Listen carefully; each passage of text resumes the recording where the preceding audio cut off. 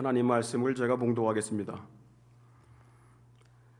창세기 27장 41절부터 46절까지 봉독하겠습니다. 그 아비가 야곱에게 축복한 그 축복을 인하여 에서가 야곱을 미워하여 심중에 이르기를 아버지를 곡할 때가 가까웠은즉 내가 내 아우 야곱을 죽이리라 하였더니 맏아들 에서의 이 말이 리브가에게 들리매 이에 보내어 작은 아들 야곱을 불러 그에게 이르되 내 형 에서가 너를 죽여 그 한을 풀려 하나니 내 아들아 내 말을 쫓아 일어나 하란으로 가서 내 오라버니 라반에게 피하여 내 형의 노가 풀리기까지 몇 날 동안 그와 함께 거하라.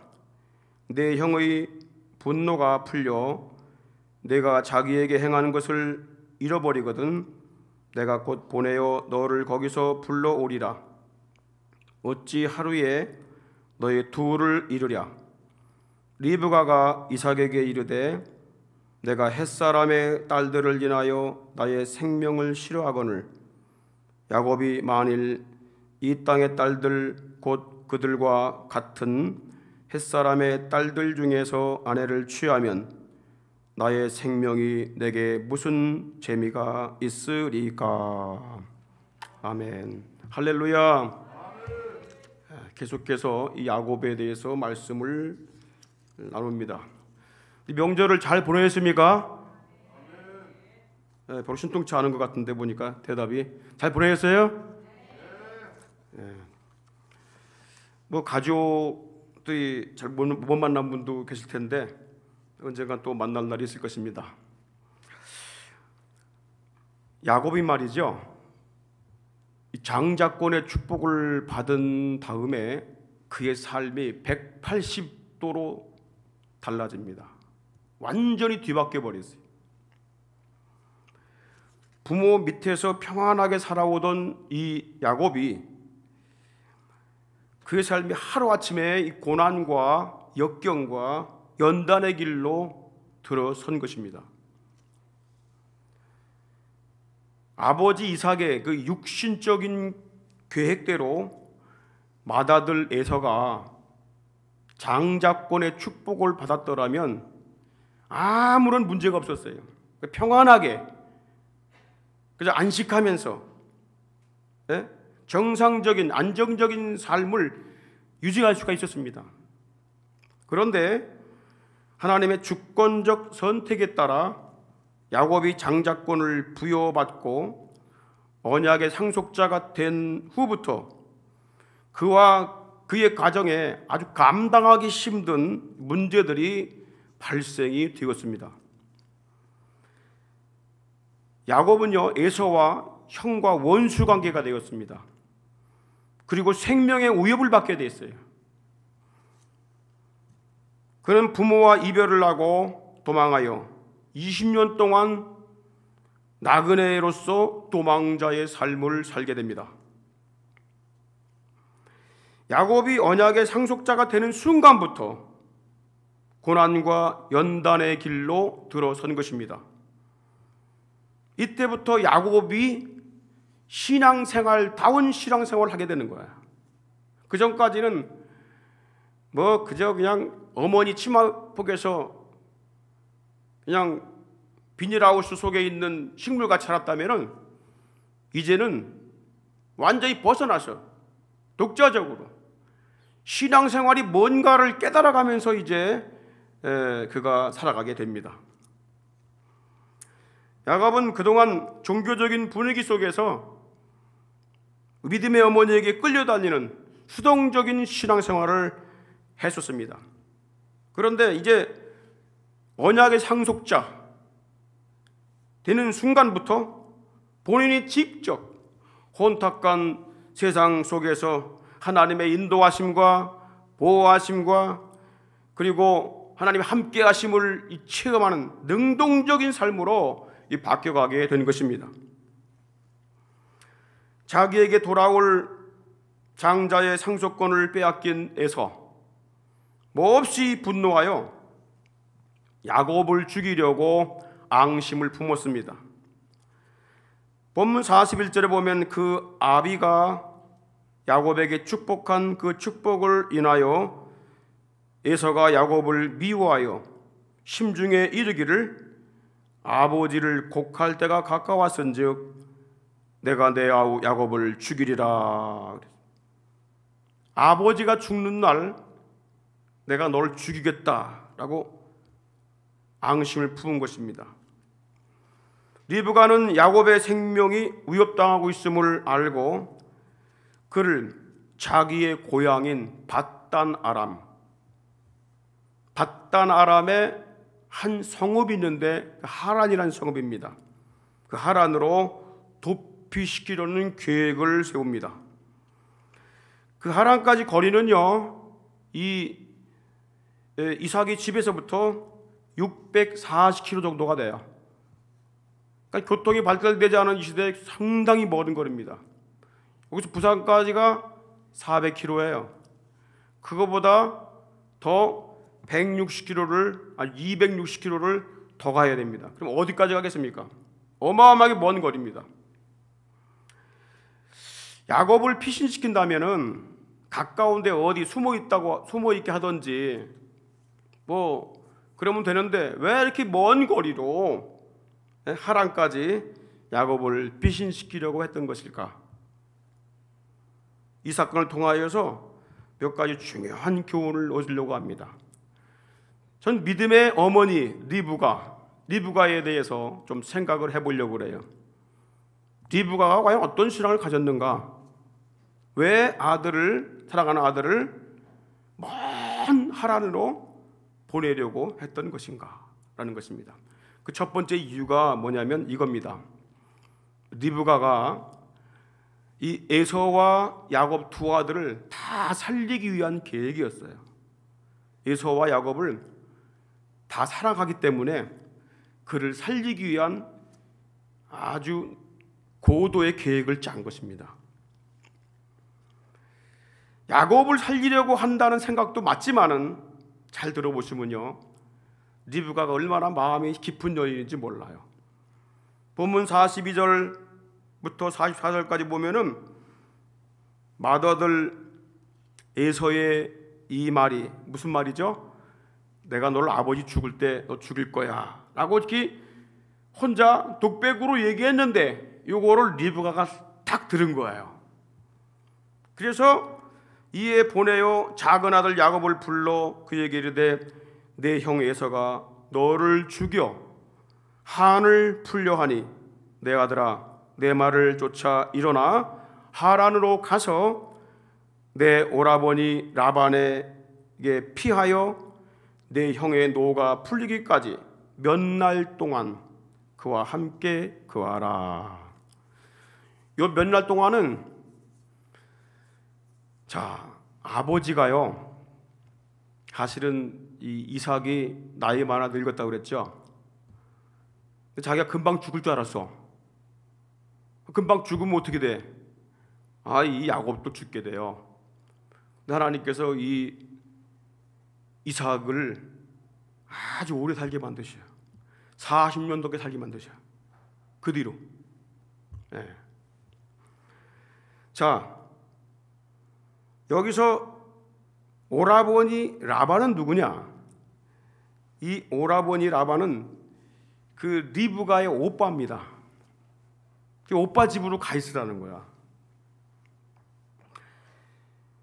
야곱에게 장자권을 빼앗긴 에서는 야곱을 죽이도록 미워했습니다. 부모님이 계시기 때문에 당장 죽일 수는 없어. 아버지가 돌아가시는 날 넌 그날을 죽는 날이야. 이것은 마치 가인이 아벨을 시기하여 쳐 죽였던 것처럼 아버지가 돌아가시는 날 그를 죽이려고 악심을 품은 것입니다. 여러분, 왜 이런 일이 벌어지게 된 것일까요? 가까운 원인은 리브가와 야곱의 속임수 때문이죠. 그럼 왜 속였겠습니까? 그 위를 거슬러 올라가다 보면 그 이전에 에서가 하나님의 주권적 선택을 거부했기 때문에 그런 거예요. 하나님께서 야곱을 상속자로 세우려고 한다. 어머니 안 돼요. 내가 더 먼저 태어났잖아요. 할 수 없이 리브가는 이 계략을 짤 수밖에 없었어요. 아버지 이삭은요, 야곱에게 쏘가서 그에게 축복 기도를 한 자신의 실수, 그 실수를 하나님의 뜻으로 받아들입니다. 결국 하나님께서 이렇게 하시는구나. 그래서 하나님의 주권에 온전히 순종을 하게 돼요. 그런데 에서는요, 타일러도 순종을 안 해. 하나님의 주권을 인정하지 않습니다. 하나님 주권적으로 선택한 자가 야곱인데 그걸 인정할 수가 없다는 거예요. 그는 하나님의 주권을 배우지 못했습니다. 순종하는 법을 배우지 못했어요. 그래서 하나님이 약속한 상속자를, 양육자로 택하신 그 야곱을 죽이려고 했던 거예요. 하나님 택했는데 그를 죽이려고 했던 거예요. 종교개혁자 마르틴 루터는 이런 에서의 행동에 대하여 이렇게 말합니다. 그는 야곱의 자손 예수님을 죽이려고 시도하는 마귀의 악의다 그랬어요. 그 야곱의 후손에서 누가 나온다고요? 그리스도를 보내려고 하나님이 야곱을 택한 거예요. 그런데 그리스도를 보낼 그 씨를 없애버리겠다는 것은 그리스도를 죽이려는 악이다, 사탄의 생각이다 라고 말했던 거예요. 그는 마치 가인이 하나님이 자기 제사를 받지 않고 아벨의 제사를 받은 것처럼 이 가인이 아벨을 시기하여 쳐 죽였던 것처럼 악의를 품은 것입니다. 그가 하나님의 주권적 선택을 거부하고 자신의 욕망에 따라 행하는 그것은 바로 마귀에게 속해 있다는 증거입니다. 그러므로 요한일서 3장 12절에 보게 되면 가인같이 하지 말자, 가인같이 하지 말라. 저는 악한 자에게 속하여, 약한 자가 누굽니까? 사탄입니다. 마귀입니다. 마귀에게 속하였기 때문에 그 아우를 죽였다고 말합니다. 왜 죽였느냐? 자기 행위는 악하고 아우는 의로웠기 때문에 악한 자가 의로운 자를 죽인다는 거예요. 지금 세상을 가만히 보시면요, 악한 자가 득세하고 있습니다. 악한 자가 선한 자를 누르고 있어요. 악한 자가 선한 자를 죽이려고 합니다. 이게 사탄의 역사입니다. 마귀 역사입니다. 그러므로 에서의 이 악한 계획을 알게 된 리브가가 야곱을 잠시 피하라고 설득을 한 것입니다. 45절에 보십시오. 내 형의 분노가 풀려 내가 자기에게 행한 것을 잊어버리거든. 네가 형에게 한 행동 잊어버리면은 내가 사람 보내서 너를 거기서 불러올 거야. 자, 그 다음 말이 중요합니다. 어찌 하루에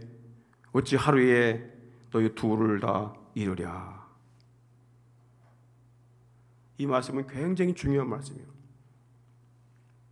리브가의 깊은 마음을 읽을 수가 있는 말씀입니다.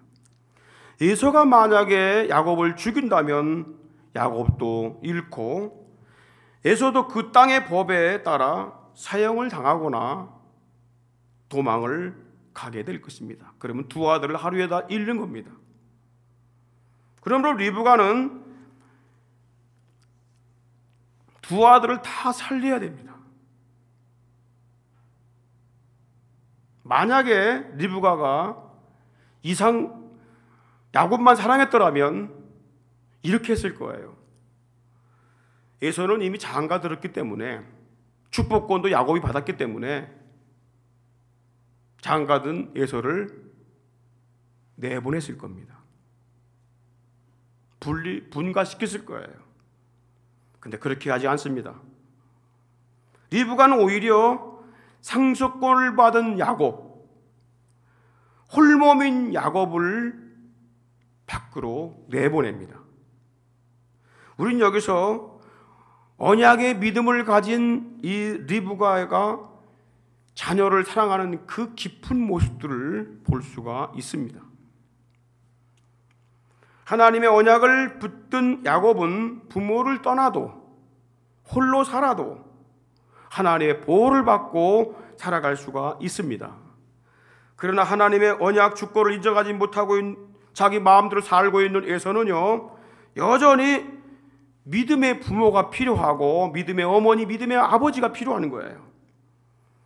그는 영적인 장애아이기 때문에 부모의 돌봄이 필요했던 것입니다.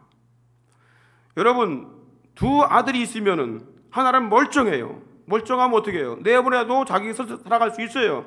그러나 이 장애아는 그렇지 못합니다.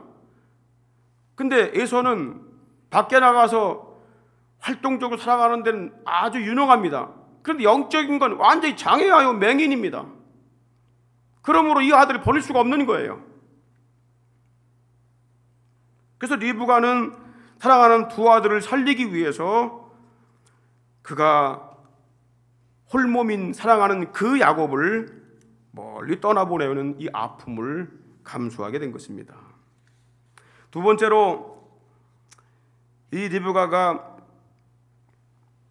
야곱을 멀리 보내려고 했던 이유가 뭐냐? 믿음의 대를 잇는 상속자를 세우기 위함입니다. 믿음의 가문을 계속 이어가게 만들기 위해서 보냈던 거예요. 야곱으로 하여금 이방인과 같은 방식으로 살지 않게 하려고, 에서의 삶을 본받지 않게 하려고 구별시킨 것입니다. 맏아들 에서는요, 자신의 생각대로 육신을 따라 사는 삶을 살았어요. 그는 장자 상속권의 비밀을 알지 못했습니다. 하나님의 언약에는 전혀 관심이 없었어요. 그는 주변의 가나안 땅의 이방 문화에 동화되었습니다. 매우 활동적이고 재능이 많았지만은 아브라함과 이삭의 대를 이어서 믿음의 가문으로 이끌어갈 능력을 갖추지 못했습니다. 그는 가나안 족속의 헷 족속과 어울리다가 이방 여인들을 알게 됐는데 그 중에 2명을 부모와 상의도 없이 자기 아내로 삼았습니다. 당시 가나안 땅의 여인들은 하나님을 모르고 우상을 섬기며 사는 혼혈족들이었습니다. 일부 다처제를 행하고 있는 족속들이었습니다. 근데 그 이방 여인들이 에서의 아내가 되면서 이삭과 리브가의 마음을 괴롭게 했습니다. 에서는 이방 여인을 둘씩이나 얻어 그 문화에 동화돼 버린 거예요. 일부 다처 주자가 돼 버린 거예요. 나중에 또 한 아내를 또 얻습니다. 믿음의 가문을 세워가기가 참 힘든 상태가 되어 버린 거예요. 그러므로 리브가는 야곱이 이런 이방 문화에 동화되지 않도록 하기 위해서 남편을 먼저 설득을 합니다. 본문 46절 보십시오. 리브가가 이삭에게 이르되 내가 햇사람의 딸들, 이 햇사람의 딸들은 누구죠? 에서가 얻은 2 며느리를 말합니다. 햇사람의 딸들을 인하여 나의 생명을 싫어하거늘 야곱이 만일 이 땅의 딸들 곧 그들과 같은 햇사람의 딸들 중에서 아내를 취하면 나의 생명이 무슨 재미가 있으리까. 야곱이 에서처럼 또 이방 헷족 속의 여인들을 데려온다면 나는 살맛을 잃어버리게 됩니다. 완전히 잃어버리게 됩니다. 지금도 고통 속에 있는데 어떻게 남은 여생을 살 수가 있겠습니까?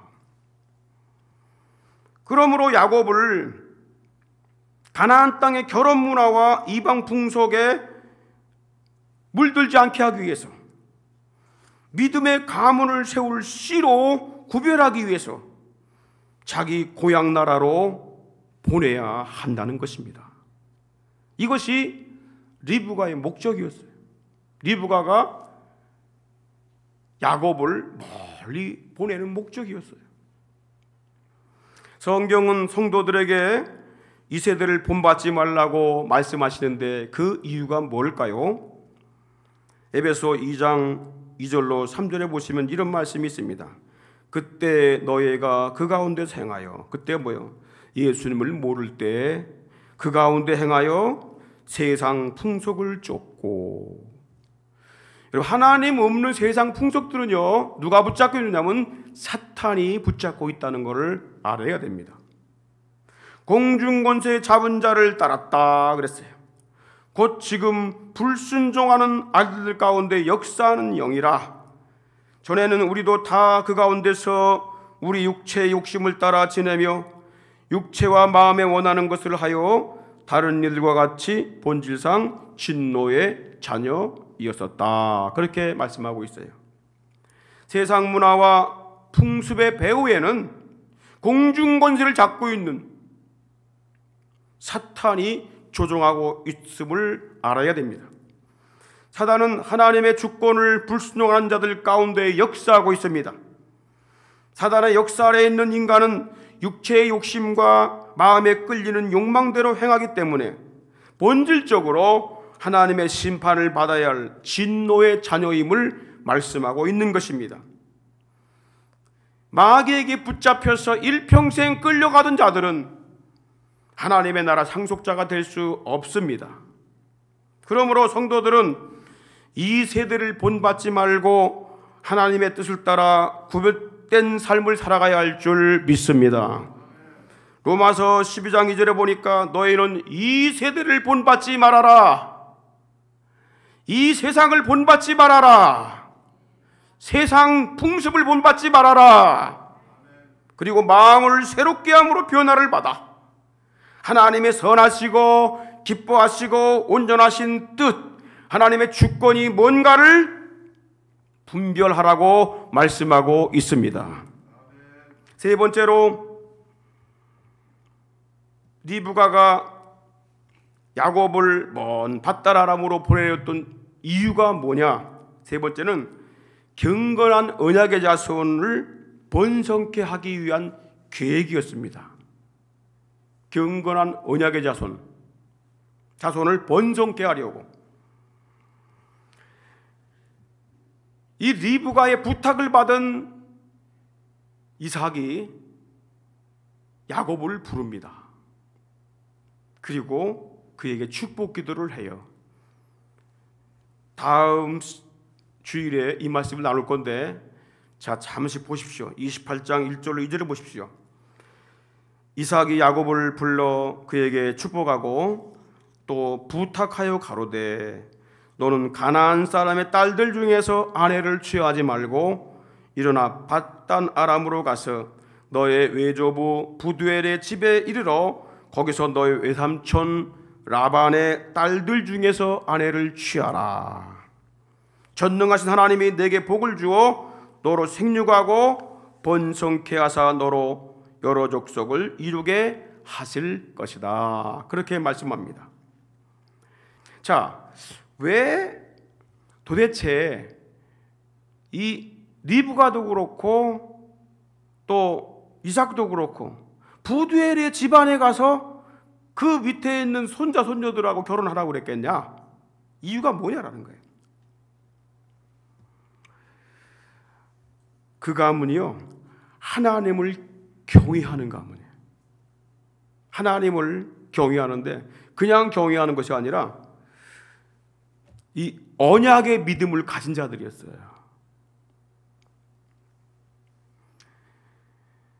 언약의 믿음을 가진 이삭의 부인 리브가도 그 가문 출신이야. 예. 그러므로 이삭은요, 리브가의 오빠 라반의 딸들 중에서 아내를 취하라고 다 당당하게 아주 신신당부를 합니다. 자, 리브가의 오빠가 라반이죠. 라반이 어떤 믿음가인 줄 아세요? 창세기 24장 60절에 보면 이런 말씀이 있어요. 리브가가 축복하여 가로되, 이 라반이 지금 리브가를 축복하는 거예요. 우리 누이여, 누나가 아니라 누이 동생입니다. 너는 천만인의 어미가 될지어다.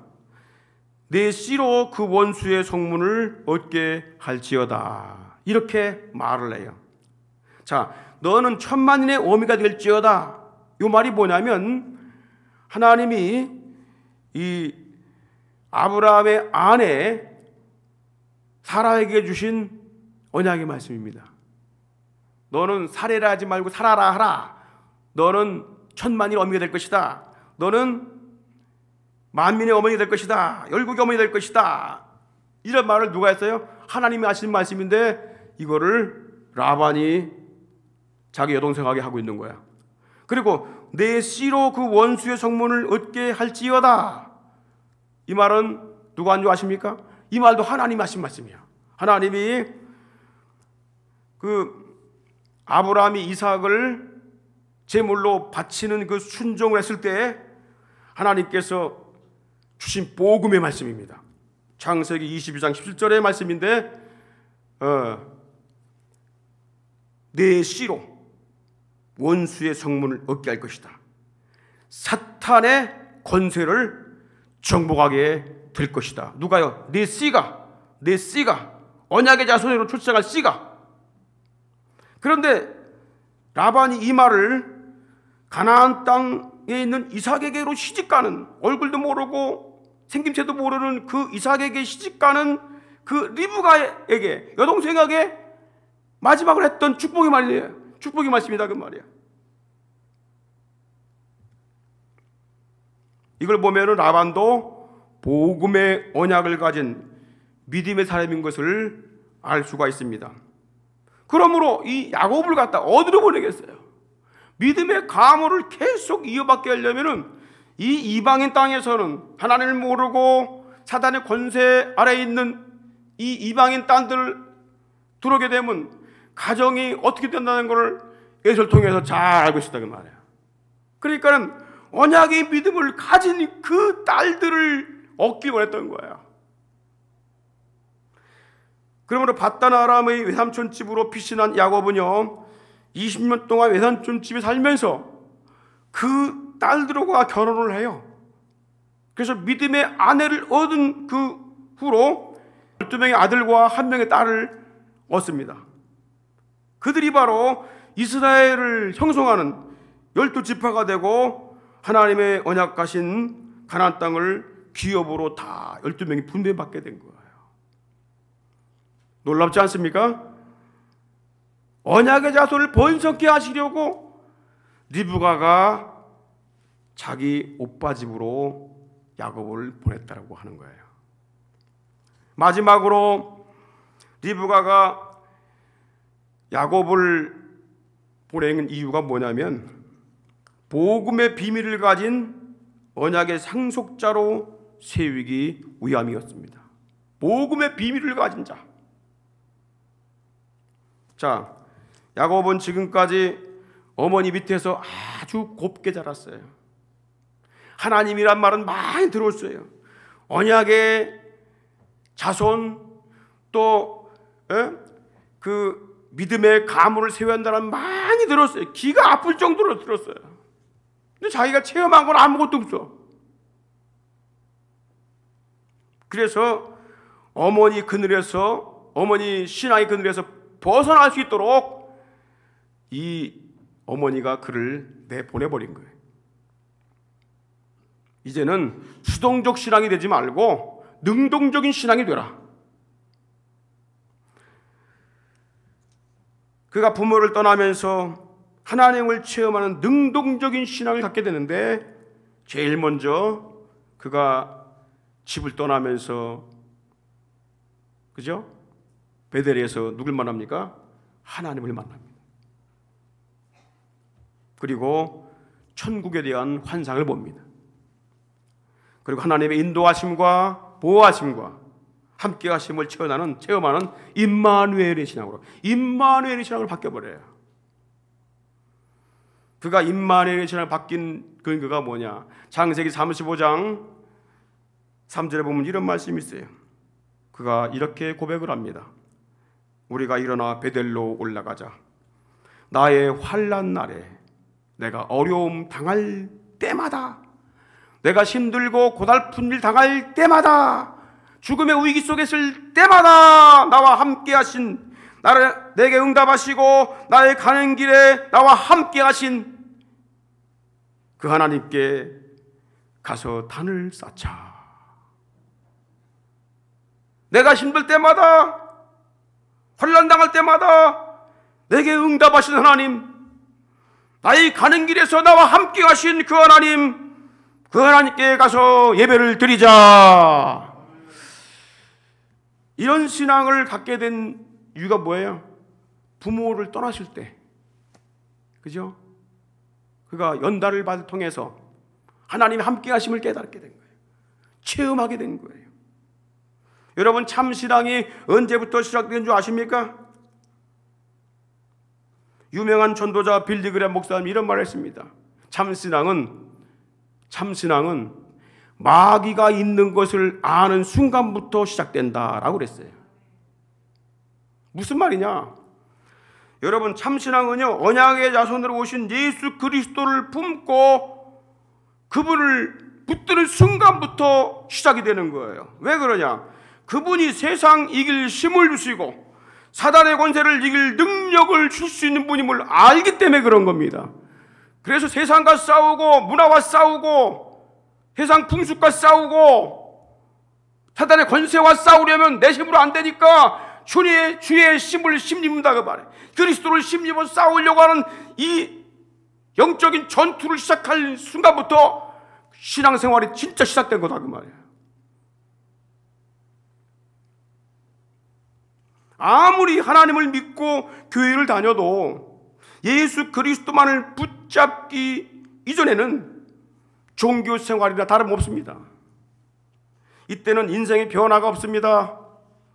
태평함과 안일함 속에서 세상 풍속 흐름에 동화되어 따라가는 에서와 같은 삶에서 절대 벗어날 수가 없습니다. 그러나 언약의 자손 예수 그리스도를 따라가는 순간부터 좁은 길이 시작이 되는 거예요. 고난의 길이 이때부터 시작되는 거예요. 세속과 구별되는 영적 싸움이 시작이 됩니다. 핍박과 고난, 가시밭길을 걷게 됩니다. 여러분, 요셉을 보면 그거 알 수 있잖아요. 집에 있을 때는 참 아버지 밑에 있을 때는 평안했어요.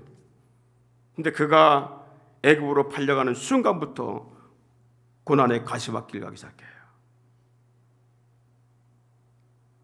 사도 바울이 율법과 할례와 종교적 전통을 신앙의 근간으로 삼고 하나님을 섬겼을 때에는 종교적 지도자와 선생으로서 존경받고 추앙받고 대접받는 삶을 살았어요. 그런데 그가 다메섹에서 예수 그리스도를 만난 후에는 핍박과 멸시와 천대를 받는 이 고난의 삶으로 바뀌어 버렸습니다. 여러분, 그가 왜 기득권, 종교적 기득권과 사회적 기득권, 그리고 모든 덕망 있는 지위를 다 버렸어요. 율법과 할례, 종교적 전통을 다 포기하고 버렸어요. 왜 그랬을까요? 왜 고난의 길을 택했을까요? 빌립보 3장 7절로 9절에 그가 이유를 말합니다. 그러나 무엇이든지 내게 유익하던 것을 내가 그리스도를 위하여 다 해로 여길 뿐더러 또한 모든 것까지 해로 여김은 내 주 그리스도 예수를 아는 지식이 가장 고상함을 인함이라. 내가 그를 위하여 모든 걸 잃어버리고 배설물로 여김은 그리스도를 얻고 그 안에서 발견되려 하매니 내가 가진 의는 율법에서 난 것이 아니요 오직 그리스도를 믿음으로 말미암은 것이니 곧 믿음으로 하나님께로서 난 의라 말씀합니다. 그의 고백은 분명합니다. 내가 고난의 길을 택한 이유가 뭔지 아느냐? 예수 그리스도를 아는 지식이 가장 고상함 때문이다. 가장 높은 지식이 예수 그리스도를 아는 지식이라는 거예요. 그분만이 하나님 앞에서 의롭다함을 얻는 비밀이기 때문이다. 그리스도 만나기 전까지는 율법을 잘 지키면 의롭게 되는 줄 알았어. 율법을 잘 행하게 되면 천국 가는 줄 알았어. 자기 행위를 옳게 하게 되면 그것이 덕이 되어서 하나님이 받으시고 천국 가는 줄 알았어. 그런데 예수님 만난 다음에 바뀐 게 뭐냐? 아, 율법이나 선행이나 내 행위나 이런 것들은 하나님 앞에 의롭다함을 조건이 되지 않는구나. 오직 그리스도 예수뿐만이 예수의 피로, 예수의 공로로 의롭게 됨을 알게 된 것입니다. 그분이 바로 창세전부터 감추어진 언약의 비밀임을 알았기 때문에 그런 거예요. 놓칠 수가 없었던 거예요.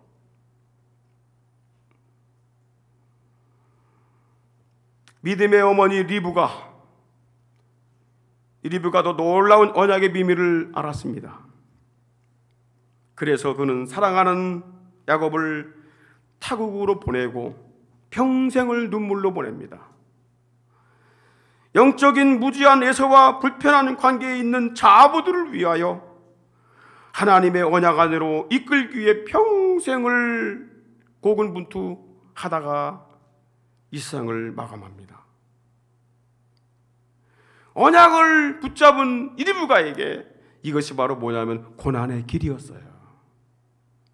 정말 여러분들, 복음의 언약을 가진 사람들은 이렇게 편하게 갈 수가 없는 것입니다. 욕을 먹는다 할지라도, 비난을 받고 손가락질 당한다 할지라도, 우린 바울이 예수님 만나기 전에 걸었던 것처럼 양반의 길을 갈 수가 없습니다. 그리스도를 만났다면 그 길을 갈 수 없는 거예요. 세상 따라갈 수 없는 거예요. 세상의 문화 따라갈 수 없는 거예요. 사단의 권세 아래 있는 자들에게 동화될 수가 없습니다. 오히려 그들을 끌어들이기 위해서 고군분투하고 아픔을 감수하는 고난의 길을 벗어날 수가 없는 거예요.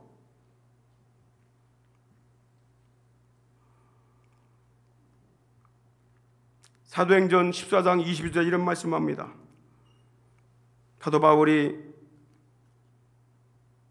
뭐라고 위로한 줄 아십니까? 제자들의 마음을 굳게 하여 이 믿음에 거하라. 이 믿음에 거해야 한다. 권하고 또 우리가 하나님 나라에 들어가려면, 천국에 들어가려면 많은 환난을 겪어야 할 것이다. 천국 백성은요, 천국 백성 아닌 자들에게 환난을 겪을 수밖에 없다는 거예요. 로마서 8장 17절에 보니까 자녀이면 또한 상속자라고 그랬어요. 하나님의 자녀들은 천국의 그 어마어마한 기업을 얻을 상속자라는 말씀입니다.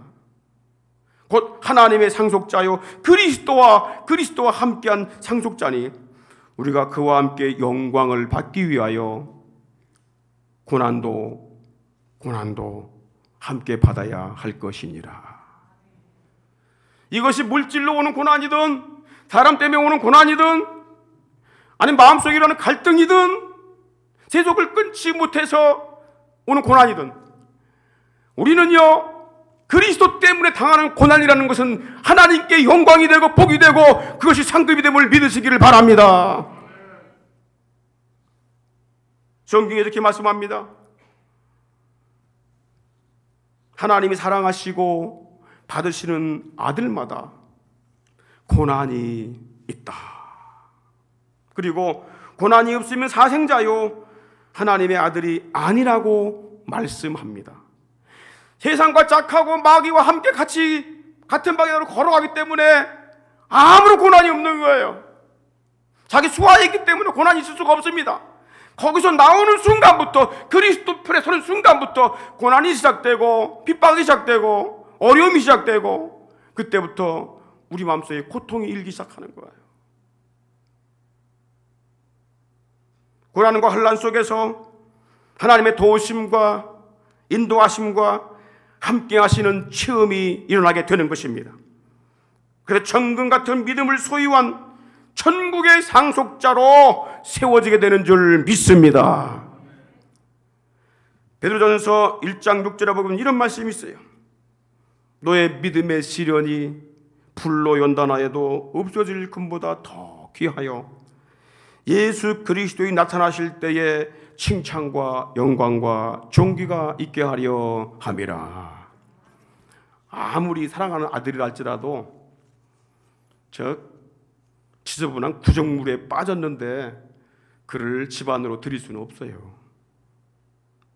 먼저 다 벗겨야 됩니다. 냄새를 다 빠지게 만들어야 돼요. 닦아내야 돼요. 연단을 해야 돼요.